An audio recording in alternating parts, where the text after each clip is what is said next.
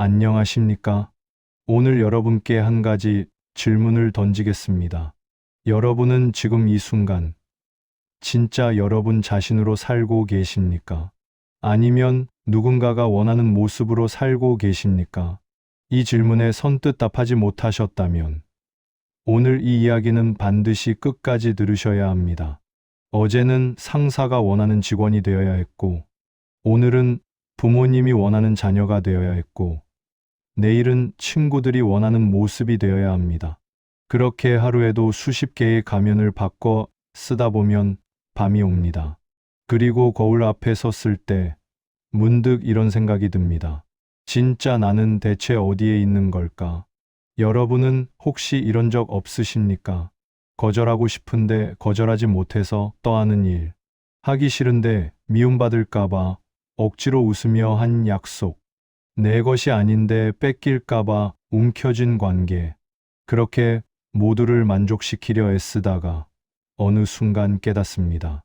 내가 나를 완전히 잃어버렸다는 것을, 심지어 나에게 꼭 필요한 최소한의 것마저, 그 내복마저도 남에게 내어주고 있었다는 것을. 오늘 우리는 이 문제의 본질을 파헤쳐 보려 합니다. 왜 우리는 모두에게 잘하려다 자신을 잃어버리는 걸까요? 그리고 더 중요한 질문, 어떻게 하면 나를 지키면서도 타인과 조화롭게 살 수 있을까요? 놀랍게도 수천 년 전 현인들이 이미 이 질문에 대한 명확한 답을 제시했습니다. 공자는 어떤 사람이 진정으로 조화로운 삶을 사는지 정확히 구분했습니다. 부처는 흔들리지 않는 중심을 어디에서 찾아야 하는지 가르쳤습니다. 맹자는 진짜 선함과 가짜 친절을 어떻게 구별하는지 보여주었습니다. 장자는 집착에서 벗어나 자유롭게 사는 법을 일러주었습니다.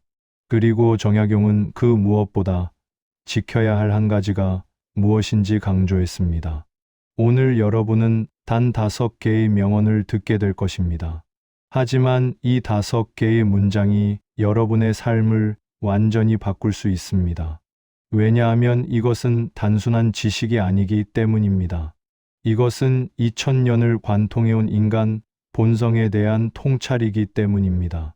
지금 이 순간에도 누군가의 눈치를 보고 계신가요? 거절하고 싶은 부탁을 받아들이려 하고 계신가요? 내가 아닌 다른 사람이 되어야 한다고 스스로를 채찍질하고 계신가요? 그렇다면 오늘 이 시간이 여러분이 여러분 자신에게로 돌아가는 전환점이 될 것입니다. 자, 그럼 지금부터 시작하겠습니다. 첫 번째 현인, 공자의 이야기로 들어가겠습니다. 공자는 논어에서 이렇게 말했습니다. 군자는 화이부동하고 소인은 동의불허한다. 군자는 조화롭지만 맹목적으로 따르지 않고, 소인은 겉으로는 따르는 척하지만 진정으로 조화롭지 못하다는 뜻입니다. 공자의 이 한마디는 관계의 본질을 꿰뚫고 있습니다. 진정한 조화란 무엇일까요? 그것은 나를 지우면서 남에게 맞추는 것이 아닙니다. 오히려 그 반대입니다. 나의 중심을 지키면서도 타인과 함께 숨 쉴 수 있는 것. 그것이 진정한 화이부동입니다. 그런데 우리는 어떻습니까? 상대가 원하는 말을 하고, 상대가 원하는 행동을 하고, 상대가 원하는 모습으로 나를 포장합니다. 그렇게 하면 관계가 편해질 것 같으니까요. 충돌이 없을 것 같으니까요. 하지만 공자는 이것을 동의불허라고 불렀습니다. 겉으로는 같은 척하지만 속으로는 전혀 조화롭지 못한 상태. 왜 그럴까요? 진정한 나를 숨긴 채로는 진정한 관계가 만들어질 수 없기 때문입니다. 모두에게 잘 보이려 애쓰는 사람은 결국 아무에게도 진실한 모습을 보여주지 못합니다. 그 사람이 보여주는 것은 나가 아니라 당신이 원하는 나의 모습일 뿐입니다. 그 가면을 쓰고 사는 동안 우리는 점점 지쳐갑니다. 아침에 눈을 뜨면서부터 생각합니다. 오늘은 누구를 만나지? 그 사람 앞에서 나는 어떤 모습이어야 하지?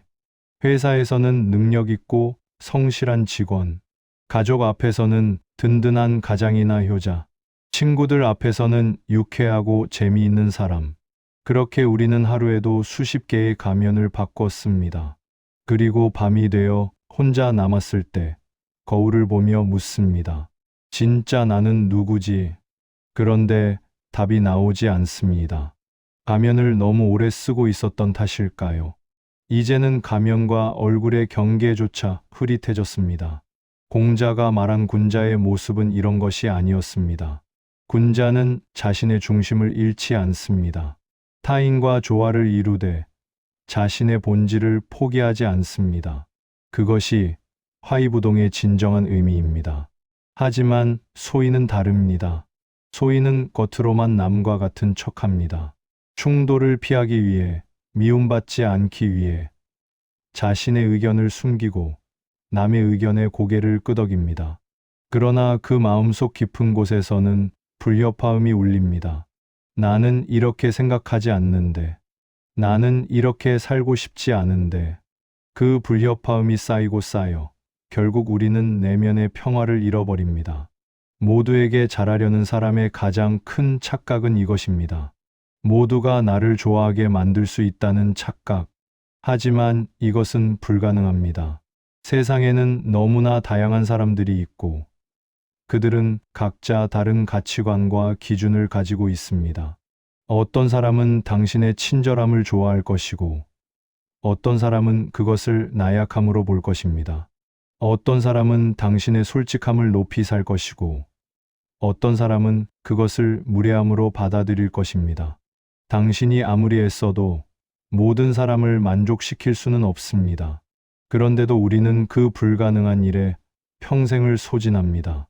그 과정에서 우리가 잃는 것은 무엇일까요? 바로 우리 자신입니다. 나의 생각, 나의 감정, 나의 욕구, 나의 꿈. 이 모든 것들이 조금씩 뒷전으로 밀려납니다. 중요한 것은 내가 원하는 것이 아니라 남들이 원하는 것이 됩니다. 내가 행복한지는 중요하지 않습니다. 남들이 나를 어떻게 평가하는지가 더 중요해집니다. 그렇게 우리는 남의 인생을 삽니다. 내 이름으로, 내 몸으로, 하지만 남의 기대대로. 그리고 어느 날 문득 깨닫습니다. 나는 평생 나로 살아본 적이 없다는 것을. 공자가 화이부동을 강조한 이유가 여기에 있습니다. 진정한 조화는 자기 자신을 포기하는 데서 오지 않습니다. 오히려 자기 자신을 온전히 지킬 때 타인과도 건강한 관계를 맺을 수 있습니다. 나의 중심이 흔들리지 않을 때 나는 상대방의 다름을 있는 그대로 받아들일 수 있습니다. 내가 나를 잃지 않았기에 상대방도 그 자신으로 있을 수 있도록 허용할 수 있습니다. 이것이 진정한 조화입니다. 서로가 서로의 다름을 인정하면서도 함께 존재할 수 있는 것. 하지만 자신을 잃어버린 사람은 이런 조화를 만들어낼 수 없습니다. 자신이 누군지도 모르는데 어떻게 타인과 진정으로 만날 수 있겠습니까? 이제 두 번째 지혜로 넘어가 보겠습니다. 부처는 이렇게 가르쳤습니다. 자기 자신을 등불로 삼고 진리를 등불로 삼아라. 다른 것에 의지하지 말라. 자등명, 법등명입니다. 자기 자신을 등불로 삼으라는 이 가르침은 오늘 우리의 주제와 깊이 맞닿아 있습니다. 부처가 말하는 등불이란 무엇일까요? 그것은 어둠 속에서 길을 밝혀주는 빛입니다. 우리가 길을 잃었을 때 방향을 잡아주는 것입니다. 그런데 부처는 말합니다. 그 등불을 자기 자신 안에서 찾으라고.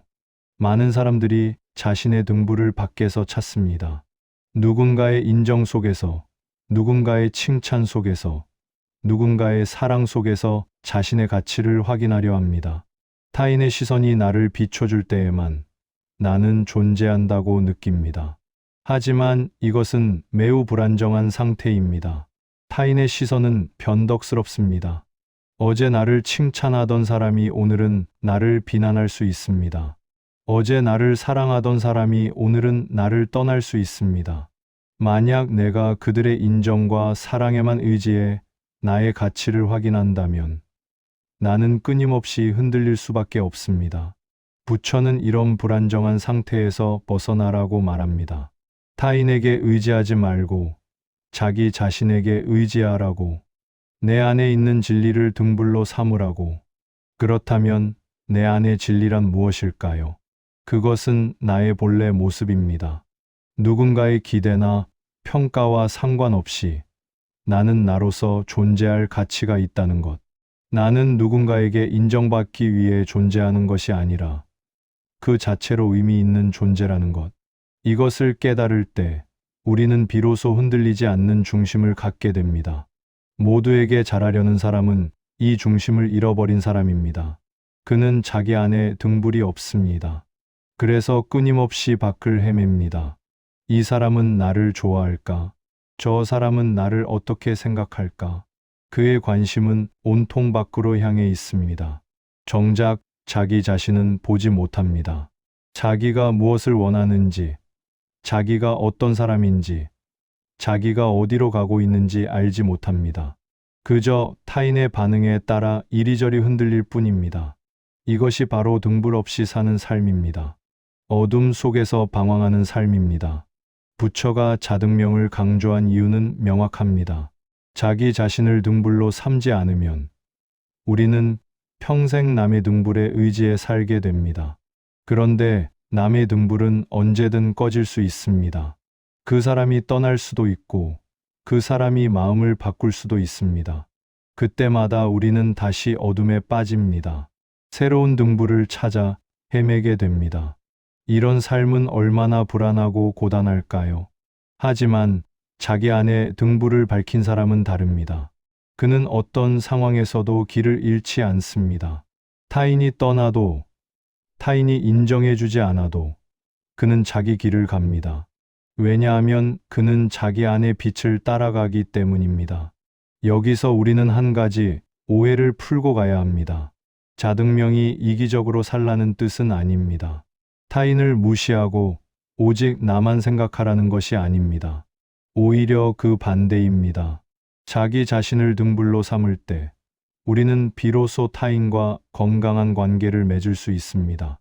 내가 나로서 단단히 서 있을 때 나는 상대방에게 의존하지 않습니다. 상대방의 인정을 구걸하지 않습니다. 상대방을 나의 가치를 증명하는 도구로 사용하지 않습니다. 대신 나는 상대방을 있는 그대로 볼 수 있습니다. 상대방도 나처럼 자신의 등불을 가진 독립된 존재로 존중할 수 있습니다. 반대로 자기 안에 등불이 없는 사람은 타인에게 과도하게 의존합니다. 상대방의 인정과 사랑으로 자신의 공허함을 채우려 합니다. 그래서 끊임없이 요구합니다. 나를 사랑해줘. 나를 인정해줘. 나를 필요로 해줘. 이런 관계는 건강할 수 없습니다. 한쪽은 주기만 하고 한쪽은 받기만 하는 관계. 아니면 양쪽 모두 상대방에게서 무언가를 얻으려고 발버둥 치는 관계. 이런 관계에서는 진정한 사랑도, 진정한 우정도 자랄 수 없습니다. 부처의 가르침은 분명합니다. 먼저 자기 자신의 등불을 밝혀라. 그래야 타인과도 진정으로 만날 수 있다. 모두에게 잘하려다 자신을 잃어버린 사람들을 보면 그들에게는 이 등불이 없습니다. 그들은 타인의 기대라는 어둠 속을 헤매고 있습니다. 이 사람의 기대를 충족시켜야 해. 저 사람을 실망시켜서는 안 돼. 그렇게 이 기대, 저 기대에 맞추다 보면 정작 자기 자신은 어디로 가야 하는지 알 수 없게 됩니다. 방향을 잃어버립니다. 그리고 어느 날 문득 내가 어디쯤 와 있는지, 내가 왜 여기 있는지조차 모르게 됩니다. 길을 잃은 것입니다. 등불을 잃어버렸기 때문입니다. 부처는 말합니다. 다른 것에 의지하지 말라고, 무의타라고. 이 가르침은 오늘 우리에게도 여전히 유효합니다. 우리는 너무 많은 것에 의지하며 살아갑니다. 돈, 명예, 권력, 외모, 학벌, 그리고 무엇보다 타인의 인정. 이 모든 것들이 우리를 지탱해 줄 것 같지만 실상은 그렇지 않습니다. 이것들은 모두 변하는 것들입니다. 언제든 사라질 수 있는 것들입니다. 만약 우리가 이런 것들에만 의지한다면 그것들이 사라질 때 우리도 함께 무너집니다. 하지만 자기 안의 진리에 의지하는 사람은 다릅니다. 외부의 것들이 변해도 그는 흔들리지 않습니다. 그는 자기 안에 변하지 않는 중심을 가지고 있기 때문입니다. 이제 세 번째 지혜로 나아가겠습니다. 맹자는 이렇게 말했습니다. 사람은 누구나 차마 남에게 해를 끼치지 못하는 마음이 있다. 이것이 인간의 본성이다. 불인인지심입니다. 맹자의 이 말은 인간 본성에 대한 깊은 통찰을 담고 있습니다. 맹자는 인간이 본래 선하다고 믿었습니다. 누구나 타인의 고통을 보면 마음 아파하고 누구나 남을 돕고 싶어 하는 마음이 있다고 말입니다. 이것은 아름다운 생각입니다. 그리고 어느 정도는 사실입니다. 우리는 실제로 남의 고통에 공감하고 남을 도우려는 마음을 가지고 있습니다. 하지만 여기서 우리는 한 가지 질문을 던져야 합니다. 그 선한 마음이 모두에게 잘하려는 마음과 같은 것일까요? 남에게 해를 끼치지 않으려는 마음이 모두를 만족시켜야 한다는 강박과 같은 것일까요? 결론부터 말하자면 그렇지 않습니다. 이 둘은 근본적으로 다릅니다. 맹자가 말한 불인인지심은 자연스러운 연민의 마음입니다. 타인의 고통을 보고 자연스럽게 우러나오는 측은지심입니다. 이것은 강요되지 않습니다. 계산되지 않습니다. 그저 마음 깊은 곳에서 자연스럽게 일어나는 것입니다. 반면 모두에게 잘하려는 마음은 다릅니다. 이것은 자연스러운 것이 아니라 강요된 것입니다. 내가 이렇게 하지 않으면 미움받을 것 같아서, 내가 이렇게 하지 않으면 버림받을 것 같아서, 두려움과 불안에서 비롯된 마음입니다. 진정한 연민이 아니라 인정받고 싶은 욕구입니다. 여기에는 계산이 있습니다. 내가 이렇게 하면 저 사람이 나를 좋아할 거야. 내가 이렇게 하면 나는 착한 사람으로 보일 거야. 이런 계산된 친절은 맹자가 말한 불인인지심과는 거리가 멉니다. 맹자의 가르침에서 우리가 주목해야 할 점은 이것입니다. 인간의 본성은 선하지만 그 선함이 왜곡될 수 있다는 것입니다. 원래는 순수한 연민의 마음이었는데 그것이 타인의 시선을 의식하면서 변질됩니다. 타인을 진정으로 돕고 싶은 마음이 타인에게 잘 보이고 싶은 욕구로 바뀝니다. 그 과정에서 우리는 본래의 순수함을 잃어버립니다. 진짜 마음을 잃어버립니다. 그리고 가짜 친절, 계산된 선행, 강요된 희생만 남습니다. 모두에게 잘하려는 사람을 보십시오. 그는 끊임없이 베풉니다. 시간을, 에너지를, 심지어 자신의 행복까지도 남에게 내어줍니다. 겉으로 보면 참 선한 사람처럼 보입니다. 하지만 그 마음 깊은 곳을 들여다보면 순수한 연민보다는 두려움이 더 크게 자리하고 있습니다. 거절하면 미움받을까봐, 선을 긋면 외면당할까봐, 그래서 자신이 감당할 수 없는 것까지 떠안습니다. 자신이 원하지 않는 것도 받아들입니다. 그리고 그 무게에 점점 짓눌립니다. 맹자는 이렇게 왜곡된 선함에 대해 경고했을 것입니다. 진정한 선함은 자연스럽고 기쁨에서 비롯됩니다. 내가 누군가를 도울 때 그것이 진심에서 우러나온 것이라면 나는 기쁩니다. 보람을 느낍니다. 비록 내가 무언가를 내어주었지만 오히려 내 마음은 더 풍요로워집니다. 이것이 진정한 선행입니다. 하지만 강요된 선행은 다릅니다. 내가 누군가를 도왔는데 그것이 두려움에서 비롯된 것이라면 나는 지칩니다. 피곤해집니다. 내가 무언가를 내어주었는데 내 마음은 더 비어갑니다. 이것은 진정한 선행이 아닙니다. 이것은 자기 파괴입니다. 맹자가 말한 인간의 선한 본성을 회복하려면 우리는 먼저 자신에게 솔직해져야 합니다. 내가 지금 이것을 하는 이유가 무엇인지 스스로에게 물어야 합니다. 진심으로 돕고 싶어서인가? 아니면 미움받기 싫어서인가? 진정으로 베풀고 싶어서인가? 아니면 착한 사람으로 보이고 싶어서인가? 이 질문에 정직하게 답할 때 우리는 비로소 자신의 진짜 마음을 알게 됩니다. 그리고 그때부터 변화가 시작됩니다. 강요된 선행을 멈출 수 있습니다. 진정한 선행을 시작할 수 있습니다. 진정한 선행은 나를 고갈시키지 않습니다. 오히려 나를 채웁니다. 왜냐하면 그것은 내 본성에서 자연스럽게 흘러나오는 것이기 때문입니다. 맹자는 이것을 알고 있었습니다. 인간의 본성은 선하고 그 선함을 따를 때 우리는 행복해진다는 것을. 하지만 그 선함을 왜곡하고 두려움으로 덧칠하고 타인의 기대로 재단할 때 우리는 불행해집니다. 본성을 거스르는 삶은 고통스러울 수밖에 없습니다. 이제 네 번째 지혜를 살펴보겠습니다. 장자는 이렇게 말했습니다. 완전한 사람은 거울과 같다. 오는 것을 막지 않고 가는 것을 붙들지 않는다. 지인약경지입니다.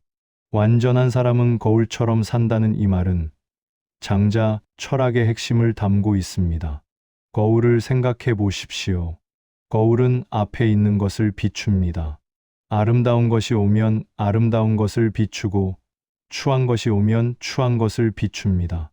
하지만 거울은 그것에 집착하지 않습니다. 아름다운 것이 지나가도 아쉬워하지 않고 추한 것이 지나가도 기뻐하지 않습니다. 그저 있는 그대로 비출 뿐입니다. 장자가 이런 삶을 이상적으로 본 이유는 무엇일까요? 그것은 집착에서 벗어난 삶이기 때문입니다. 우리 인간은 끊임없이 집착합니다. 좋은 것은 붙들고 싶어 하고 나쁜 것은 밀어내고 싶어 합니다. 좋아하는 사람은 영원히 내 곁에 두고 싶어 하고 싫어하는 사람은 내 삶에서 지워버리고 싶어 합니다. 하지만 세상은 그렇게 움직이지 않습니다. 모든 것은 흘러갑니다. 좋은 것도 영원하지 않고 나쁜 것도 영원하지 않습니다. 사람도 마찬가지입니다. 오는 사람이 있고 가는 사람이 있습니다. 이것이 삶의 자연스러운 흐름입니다. 그런데 모두에게 잘하려는 사람은 이 흐름을 거스릅니다. 그는 모든 사람을 붙들려 합니다. 이 사람도 잃고 싶지 않고 저 사람도 놓치고 싶지 않습니다. 그래서 필사적으로 매달립니다. 제발 나를 싫어하지 마. 제발 나를 떠나지 마. 내가 뭐든 해줄게. 내가 다 맞춰줄게. 이런 태도는 거울과는 정반대입니다. 거울은 오는 것을 막지 않고 가는 것을 붙들지 않는데 이 사람은 오는 것을 붙들고 가는 것을 막으려 합니다. 그 과정에서 자신을 완전히 소진시킵니다. 장자의 지혜는 이것입니다. 흐름에 맡기라. 인연이 있어 만난 사람이면 그 인연을 소중히 여기되 집착하지 말라. 인연이 다해 떠나는 사람이면 그 사람을 보내주되 원망하지 말라. 이것이 거울처럼 사는 삶입니다. 이렇게 살 때 우리는 자유로워집니다. 타인의 평가에 흔들리지 않습니다. 누군가 나를 좋아해도 교만하지 않고 누군가 나를 싫어해도 좌절하지 않습니다. 그저 있는 그대로를 받아들입니다. 하지만 모두에게 잘하려는 사람은 이런 자유가 없습니다. 그는 끊임없이 타인의 반응에 민감합니다. 누군가 나를 좋아하면 안도하고 누군가 나를 싫어하면 불안해합니다. 그의 마음은 타인의 감정에 따라 오르락내리락합니다. 이것은 마치 파도에 떠다니는 배와 같습니다. 파도가 높으면 올라가고 파도가 낮으면 내려갑니다. 자기 자신의 중심이 없습니다. 타인이라는 파도에 의해 이리저리 흔들릴 뿐입니다. 장자가 말하는 완전한 사람은 이런 사람이 아닙니다. 완전한 사람은 마치 깊은 바다의 물처럼 잔잔합니다. 표면에는 파도가 일어도 깊은 곳은 항상 고요합니다. 타인이 무슨 말을 하든 어떤 평가를 내리든 그의 내면은 흔들리지 않습니다. 왜냐하면 그는 거울처럼 살기 때문입니다. 타인의 감정을 비추되 그것에 물들지 않습니다. 타인의 기대를 이해하되 그것에 휘둘리지 않습니다. 이것이 진정한 자유입니다. 모두에게 잘하려다 지친 사람들에게 장자의 가르침은 이렇게 말합니다. 그만 붙들어라. 그만 매달려라. 흐름에 맡겨라. 당신이 아무리 애써도 모든 사람을 당신 곁에 둘 수는 없습니다. 가야 할 사람은 갈 것입니다. 남아야 할 사람은 남을 것입니다. 이것은 당신이 통제할 수 있는 것이 아닙니다. 당신이 통제할 수 있는 것은 오직 하나, 당신 자신뿐입니다. 당신이 어떤 마음으로 살 것인가? 당신이 어떤 사람이 될 것인가? 이것만이 당신의 선택입니다. 거울은 아름다운 것을 비춘다고 해서 스스로 아름다워지지 않습니다. 추한 것을 비춘다고 해서 스스로 추해지지도 않습니다. 거울은 언제나 거울 그 자체입니다. 우리도 그렇게 살아야 합니다. 타인의 기쁨을 함께 기뻐하되 그것이 나의 가치가 되지 않도록, 타인의 슬픔을 함께 슬퍼하되 그것이 나의 전부가 되지 않도록, 타인과 함께하되 타인에게 삼켜지지 않도록, 이것이 장자가 말한 거울의 삶입니다. 마지막 5번째 지혜입니다. 정약용은 이렇게 말했습니다. 사람이 세상을 살아가는 데 있어 자기 본분을 지키는 것보다 더 중요한 것은 없다. 수기지본입니다. 자기 본분을 지킨다는 것은 무엇일까요? 그것은 자기 자신으로 산다는 뜻입니다. 내가 해야 할 일을 하고 내가 있어야 할 곳에 있고 내가 되어야 할 사람이 되는 것입니다. 정약용이 이 말을 한 배경을 생각해 봐야 합니다. 그는 유배 생활을 했던 사람입니다. 정치적으로 몰락하고 사회적으로 고립되었습니다. 주변 사람들의 기대나 시선으로부터 완전히 단절되었습니다. 그런 상황에서 정약용은 깨달았을 것입니다. 타인의 인정이나 평가가 얼마나 덧없는 것인지, 어제까지 나를 존경하던 사람들이 오늘은 나를 외면합니다. 어제까지 나를 따르던 사람들이 오늘은 나를 비난합니다. 외부의 것들은 모두 변합니다. 하지만 변하지 않는 것이 하나 있습니다. 그것은 나 자신입니다.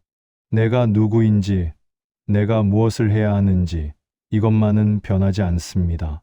그래서 정약용은 말합니다. 자기 본분을 지키라고.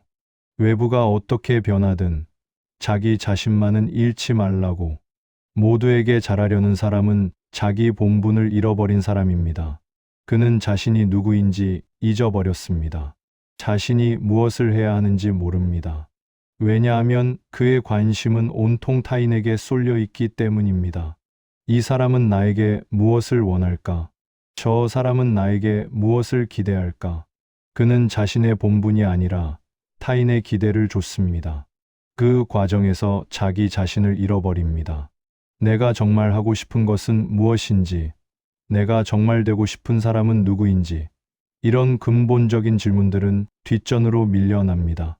정약용의 가르침은 우리에게 이렇게 말합니다. 다시 자기 자신에게로 돌아오라고. 타인의 기대라는 미로에서 벗어나 자기 본분이라는 중심으로 돌아오라고. 그것이 무엇이든 당신이 진정으로 해야 할 일이 있습니다. 당신이 진정으로 되어야 할 사람이 있습니다. 그것을 찾으십시오. 그것을 지키십시오. 그것이 바로 당신의 본분입니다. 타인이 당신을 어떻게 평가하든, 타인이 당신에게 무엇을 기대하든, 그것은 중요하지 않습니다. 중요한 것은 당신이 당신의 본분을 다하는 것입니다. 자기의 본분을 지킨다는 것은 때로 외롭습니다. 타인의 기대에 부응하지 않으면 그들은 실망할 수 있습니다. 타인의 요구를 거절하면 그들은 화를 낼 수 있습니다. 하지만 그렇다고 해서 자기 본분을 저버려서는 안 됩니다. 타인의 비난이 두려워, 타인의 미움이 무서워, 자신이 해야 할 일을 포기해서는 안 됩니다. 정약용은 이것을 몸소 보여주었습니다. 유배지에서도 그는 자신의 본분을 잊지 않았습니다. 학문을 계속했고 저술을 이어갔습니다. 비록 세상이 그를 외면했지만 그는 자신을 외면하지 않았습니다. 모두에게 잘하려다 지친 사람들에게 정약용의 말은 이렇게 울립니다. 당신은 모든 사람을 만족시키기 위해 태어난 것이 아닙니다. 당신은 당신 자신의 삶을 살기 위해 태어났습니다. 당신에게는 당신만이 할 수 있는 일이 있습니다. 당신만이 걸어가야 할 길이 있습니다. 그 길이 외로워도 괜찮습니다. 그 길에서 당신을 이해해주는 사람이 적어도 괜찮습니다. 중요한 것은 당신이 당신의 길을 가는 것입니다. 당신의 본분을 지키는 것입니다. 자기의 본분을 지킨다는 것은 이기적인 것이 아닙니다. 오히려 그것은 가장 성실한 삶의 태도입니다. 내가 나로서 온전히 설 때 나는 비로소 세상에 진정한 기여를 할 수 있습니다. 내가 나의 역할을 충실히 해낼 때 나는 이 세상의 한 부분을 제대로 담당하는 것입니다. 반대로 나를 잃어버리고 타인의 기대만 좇는다면 나는 세상 어디에도 제대로 기여하지 못합니다. 여기저기 흔들리며 중심을 잃은 사람이 어떻게 세상에 도움이 될 수 있겠습니까? 정약용의 가르침은 분명합니다. 자기 본분을 지켜라. 그것이 무엇보다 중요하다. 타인의 시선도, 타인의 평가도, 타인의 기대도 모두 자기 본분 앞에서는 부차적인 것들입니다. 본말을 전도해서는 안 됩니다. 타인의 기대를 충족시키는 것이 주가 되고 자기 본분이 종이 되어서는 안 됩니다. 순서를 바로잡아야 합니다. 먼저 자기 본분을 세우고 그 위에 타인과의 관계를 쌓아야 합니다. 이제 오늘 이야기를 정리할 때가 되었습니다. 우리는 5현인의 지혜를 통해 모두에게 잘하려다 자신을 잃어버리는 삶의 허망함을 살펴보았습니다. 공자는 말했습니다. 진정한 조화는 자기 자신을 지킬 때 가능하다고. 부처는 가르쳤습니다. 자기 자신을 등불로 삼으라고. 맹자는 일깨웠습니다. 진정한 선함은 자연스럽고 기쁨에서 비롯된다고. 장자는 보여주었습니다. 거울처럼 살라고. 오는 것을 막지 않고 가는 것을 붙들지 말라고. 그리고 정약용은 강조했습니다. 자기 본분을 지키는 것이 무엇보다 중요하다고. 이 5가지 지혜는 결국 하나의 메시지로 수렴됩니다. 자기 자신을 잃지 말라는 것입니다. 타인의 기대와 시선 속에서 나를 잃어버리지 말라는 것입니다. 모두에게 잘하려는 마음은 아름답습니다. 하지만 그 과정에서 자기 자신을 희생해서는 안 됩니다. 왜냐하면 내가 나를 잃어버리면 나는 아무에게도 진정으로 도움이 될 수 없기 때문입니다. 텅 빈 사람이 무엇을 줄 수 있겠습니까? 중심을 잃은 사람이 어떻게 누군가를 지탱해 줄 수 있겠습니까? 모두에게 잘하려다 내복까지 날려버린 사람들의 후회. 이 표현이 우스꽝스럽게 들릴 수도 있지만 그 안에는 깊은 진실이 담겨 있습니다. 우리는 타인에게 모든 것을 내어주다가 정작 자신에게 필요한 최소한의 것마저 잃어버립니다. 내복은 상징입니다. 가장 기본적인 것, 가장 필수적인 것, 가장 나다운 것, 그것마저 잃어버리는 것입니다. 그리고 나중에 후회합니다. 왜 나는 나 자신을 지키지 못했을까? 왜 나는 그렇게 타인의 기대에 휘둘렸을까? 하지만 이제는 다를 수 있습니다. 오늘 우리가 함께 되새긴 지혜들을 기억한다면 공자의 화이부동, 부처의 자등명, 맹자의 불인인지심, 장자의 지인약경, 정약용의 수기지본, 이 5가지 가르침을 마음에 새긴다면 우리는 더 이상 모두에게 잘 보이려고 자신을 잃어버리지 않을 수 있습니다. 우리는 자기 자신으로 당당히 서면서도 타인과 조화롭게 살아갈 수 있습니다. 마지막으로 공자의 또 다른 말씀을 인용하며 오늘 이야기를 마치겠습니다. 나를 알아주는 사람이 없다고 근심하지 말고 내가 남을 알아주지 못함을 근심하라. 타인이 나를 어떻게 평가하는지는 중요하지 않습니다. 중요한 것은 내가 나 자신을 제대로 알고 있는가, 내가 나 자신에게 성실한가입니다. 오늘 이 시간이 자기 자신에게로 돌아가는 작은 계기가 되었기를 바랍니다.